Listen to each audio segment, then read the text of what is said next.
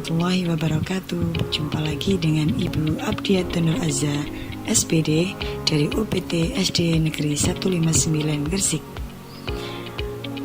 Pada kesempatan hari ini kita akan belajar mengenal sistem organ pencernaan pada manusia.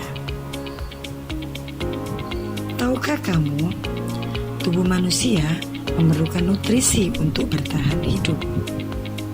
Makanan yang masuk ke dalam tubuh akan mengalami pencernaan. Pencernaan makanan adalah proses mengubah makanan dari ukuran besar menjadi ukuran yang kecil dan halus, serta memecah molekul makanan yang kompleks menjadi molekul yang lebih sederhana.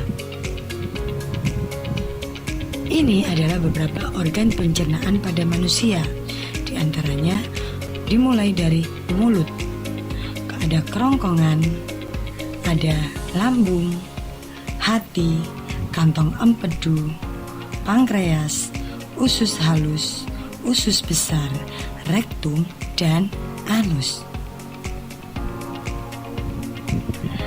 Di dalam rongga mulut merupakan bagian awal dari proses pencernaan.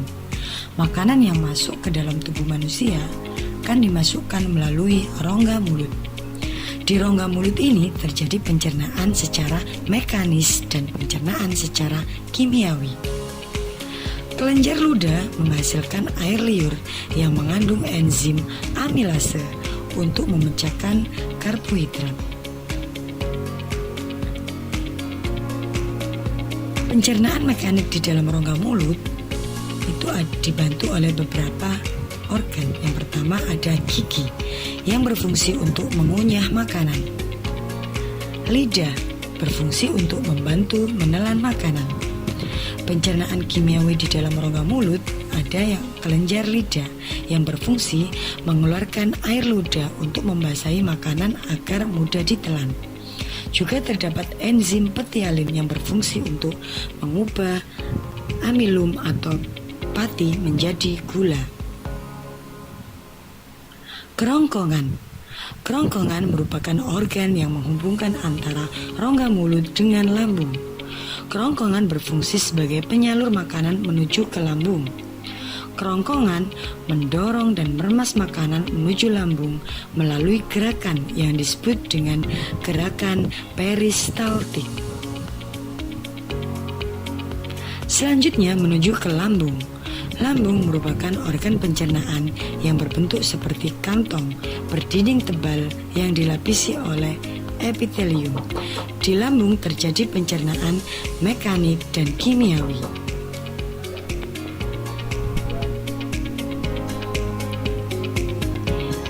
Pencernaan secara mekanik di lambung dibentuk oleh otot lambung yang mengerut dan mengembang seperti gerakan meremas makanan.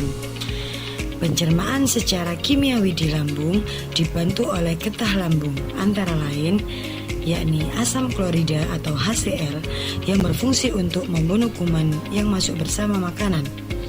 Selanjutnya dibantu oleh enzim renin yang berfungsi untuk mengendapkan kasein susu. Dan dibantu oleh enzim pepsin yang berfungsi untuk mengubah protein menjadi pepton.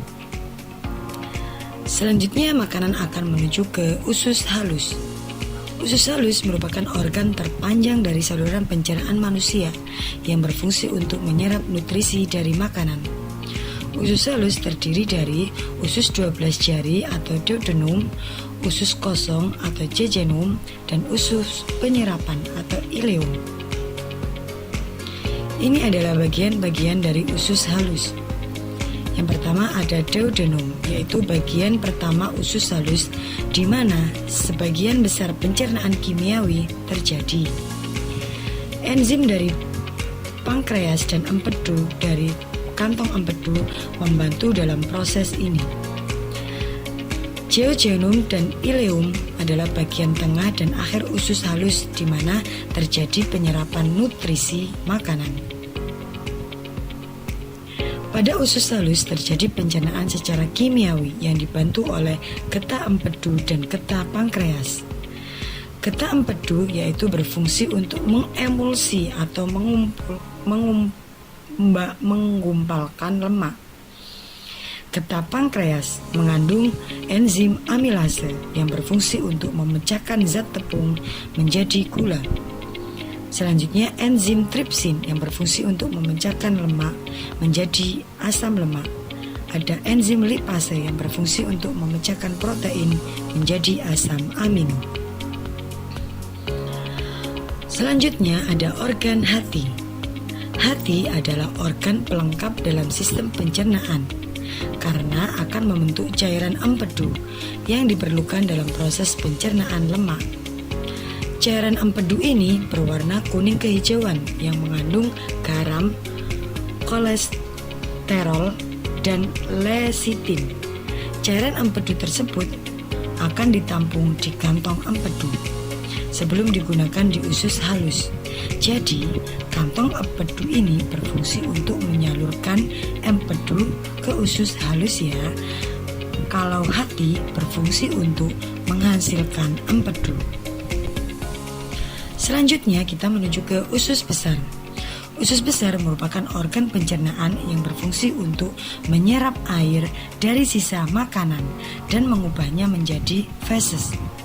Pada usus besar ini terdapat bakteri, yakni bakteri Escherichia coli yang berperan untuk membusukkan sistem pencernaan.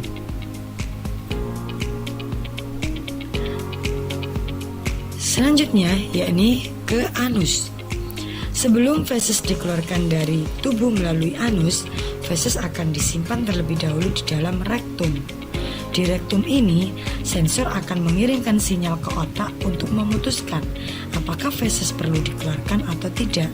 Jika feses perlu dikeluarkan, anus akan berfungsi sebagai tempat untuk membuang feses atau zat sisa makanan tersebut. Kemudian, otot anus berfungsi untuk menahan dan menjaga feses agar tidak keluar dari rektum sebelum saatnya. Terima kasih, itu tadi organ pencernaan pada manusia. Semoga bermanfaat. Wassalamualaikum warahmatullahi wabarakatuh.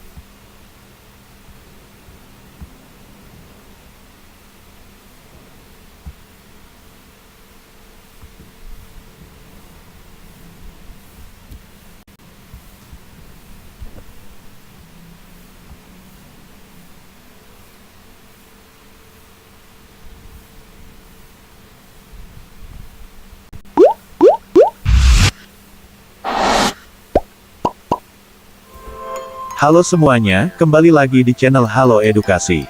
Dalam sistem pencernaan manusia terdapat beberapa organ penting yang tentu saja memiliki fungsi tersendiri. Salah satu organ pencernaan tersebut yaitu lambung. Lambung berada pada rongga perut bagian kiri, terhubung oleh dua saluran di tiap ujungnya. Pada bagian ujung atas terhubung dengan esofagus atau kerongkongan, yakni saluran yang berfungsi sebagai jalur masuk makanan dari mulut. Lalu apa saja fungsi dari lambung? 1. Mengolah makanan yang masuk ke dalam tubuh. Mengolah makanan atau minuman yang dikonsumsi manusia adalah fungsi utama dari lambung. Saat mengolah makanan, lambung dibantu oleh enzim lipase, enzim pepsin dan asam klorida, sehingga makanan yang dikonsumsi berubah menjadi partikel-partikel yang lebih kecil. Proses pengolahan makanan ini terjadi pada bagian fundus, yakni bagian atas lambung yang berbentuk melengkung dan berada di bawah diafragma. Selama proses pengolahan makanan, lambung akan bergerak secara refleks untuk membuat makanan dapat bercampur dengan sempurna bersama enzim dan asam. 2. Tempat penyimpanan makanan. Tidak hanya mengolah makanan saja, sebagian makanan yang masuk ke dalam lambung tidak langsung diolah saat itu juga. Sebagian makanan tersebut disimpan terlebih dahulu untuk kemudian diolah menjadi partikel-partikel yang lebih kecil. Perlu diketahui jika proses pengolahan makanan di lambung membutuhkan waktu sekitar 3 hingga 4 jam, tergantung dari jenis makanan yang dikonsumsi. Jika seseorang terus makan sebelum proses pengolahan selesai, maka semakin banyak makanan yang akan disimpan di dalam lambung. 3. Membunuh kuman yang terdapat pada makanan. Kita tidak pernah tahu jika makanan yang dikonsumsi setiap hari apakah mengandung kuman berbahaya atau tidak. Lambung menghasilkan asam klorida yang dikeluarkan dari sel-sel parietal dengan reaksi pembentukan dari karbon dioksida dan air bersama enzim karbonat. Keberadaan asam klorida tersebut menjadikan fungsi lambung sebagai pembunuh kuman atau mikroorganisme yang berbahaya bagi tubuh. 4. Membantu penyerapan vitamin B12. Tubuh membutuhkan vitamin dan mineral agar tetap terjaga kesehatannya. Salah satu vitamin yang juga dibutuhkan oleh tubuh yaitu vitamin B12. Uniknya vitamin ini hanya dapat diserap oleh organ lambung saja. Vitamin B12 memiliki fungsi yang amat penting untuk membantu proses pembentukan DNA, menjaga sistem saraf, hingga pembentukan sel darah merah. 5. Mengontrol hormon tubuh. Fungsi lain dari lambung adalah sebagai pengontrol hormon, berupa hormon grelin dan hormon gastrin. Hormon grelin memiliki tugas untuk memberi sinyal pada hipotalamus di otak ketika seseorang sedang merasa lapar. Sedangkan hormon gastrin bertugas sebagai perangsang sekresi asam lambung secara terus-menerus. Itulah beberapa fungsi lambung pada sistem pencernaan manusia. Bila teman-teman mengetahui fungsi lainnya, silahkan tulis di kolom komentar. Semoga informasi ini bermanfaat dan jangan lupa juga untuk like dan share serta subscribe Halo Edukasi.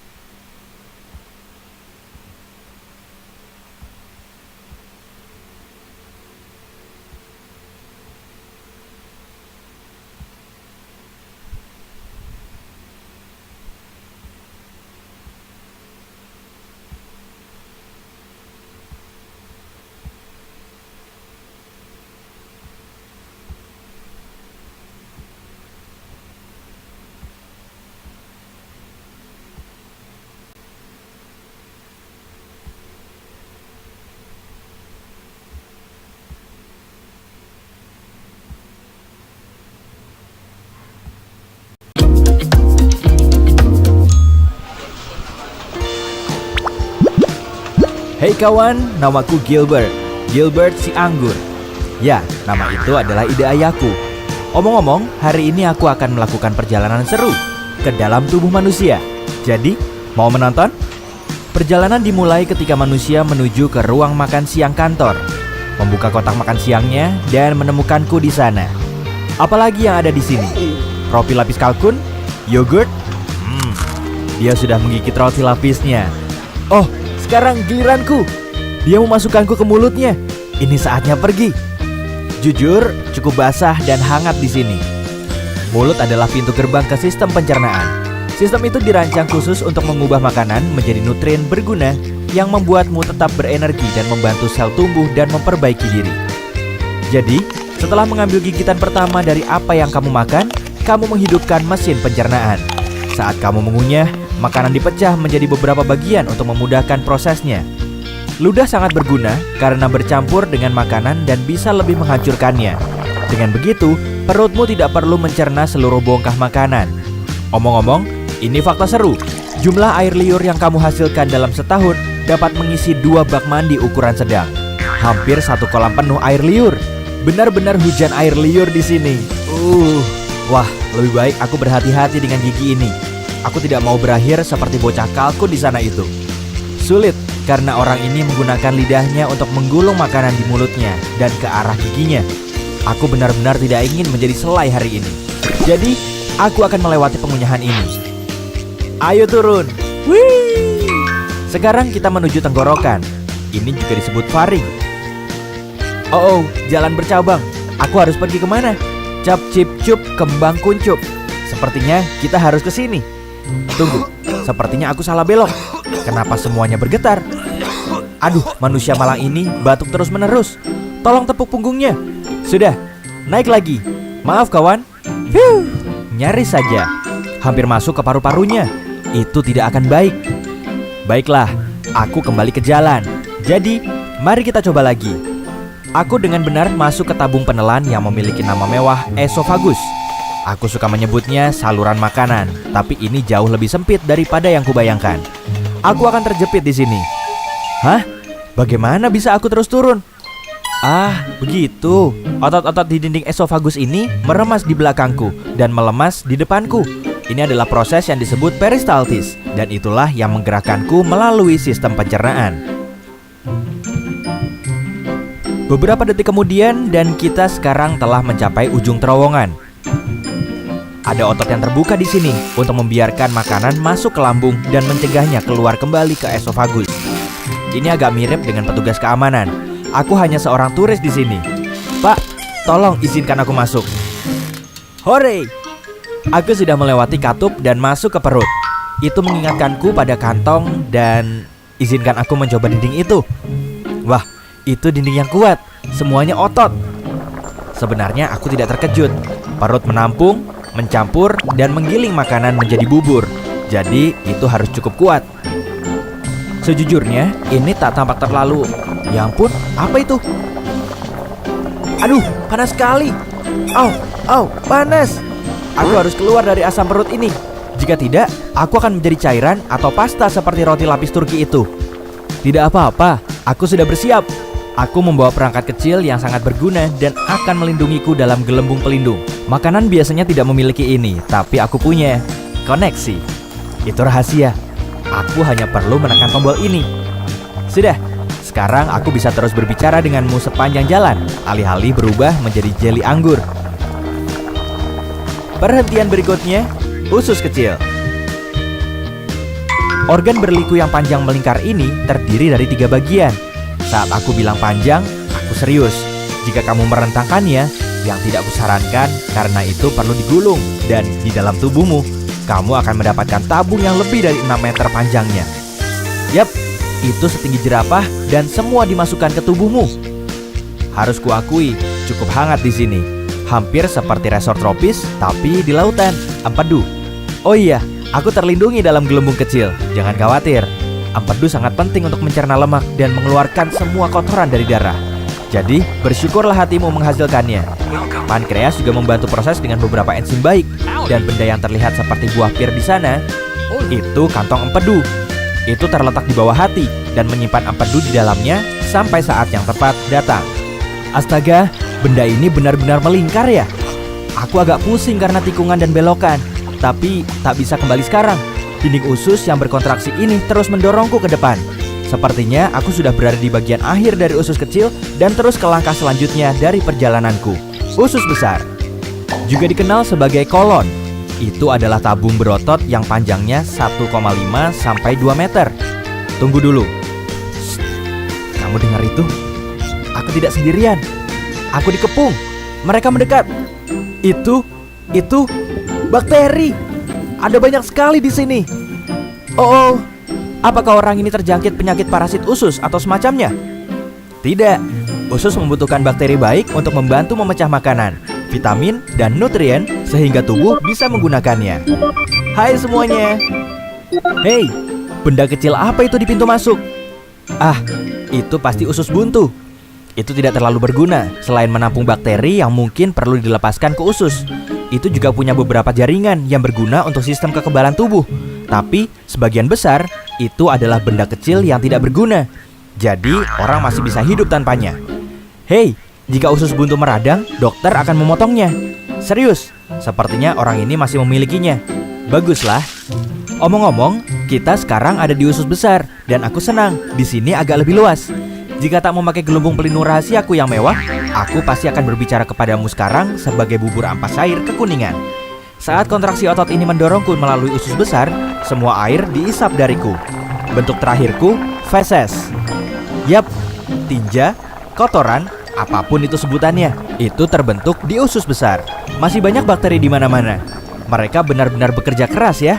Tak boleh terlalu sedikit atau terlalu banyak. Jika tidak, kamu akan mengalami masalah pencernaan seperti intoleransi makanan.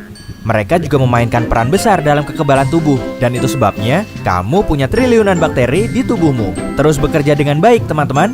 Aku dalam perjalanan melalui kolon kiri. Ketika terlalu penuh dengan feses, kolon memutuskan untuk membuang semuanya ke rektum karena tidak dapat menahannya sendiri. Biasanya memakan waktu sekitar 36 jam bagi apa yang tersisa dari makananmu. Tidak banyak sekarang, hanya ampas untuk mencapai titik ini. Tapi aku sudah mempercepat perjalanan ini karena ada hal lain yang harus kulakukan. Jadi, mari kita menuju rektum. Meluncur! Rektum adalah ruang lurus yang panjangnya sekitar 20 cm. Ini memiliki sensor khusus, seperti ini atau yang ada di sana, yang memberitahu saat ada sesuatu yang harus kamu buang.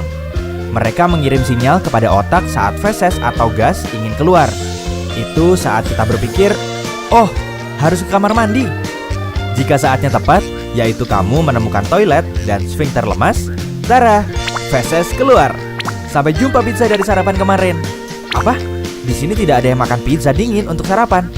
Baiklah, kalau begitu, seperti apa sarapanmu biasanya? Beritahu aku di kolom komentar. Omong-omong, saat momennya belum tepat untuk mengeluarkan feses, sfinkter berkontraksi. Sensor rektum itu membantu juga sehingga keinginan untuk mengeluarkan isinya hilang untuk sementara waktu. Kamu seharusnya senang, rektum dan sfinktermu bekerja keras untuk menahan feses ketika waktunya tidak tepat. Seperti saat kamu menyetir ke kantor, berkencan, membeli bahan makanan, tidur. Tapi ketika kamu tidak bisa menahannya lagi, sfinkter eksternal memberimu beberapa menit lagi atau berapa lama yang kamu butuhkan sampai kamu tiba di kamar mandi. Tidak yakin apakah manusia ini sudah siap, tapi aku benar-benar ingin pergi sekarang. Mungkin aku bisa memancing sensor-sensor ini agar bisa kabur. Oh iya, orang ini sedang bekerja kan? Ini akan canggung. Tentu saja, makanan normal tidak meninggalkan tubuh dengan cara yang anggun. Kamu bahkan tidak akan mengenali makanan yang mana. Tapi bagiku, Gilbert si anggur, aku masih punya banyak hal penting untuk dilakukan. Jadi, hei kawan, ayo ke toilet. Aku pergi ya, selamat tinggal. Wah, itu berbeda. Hei, jika kamu mempelajari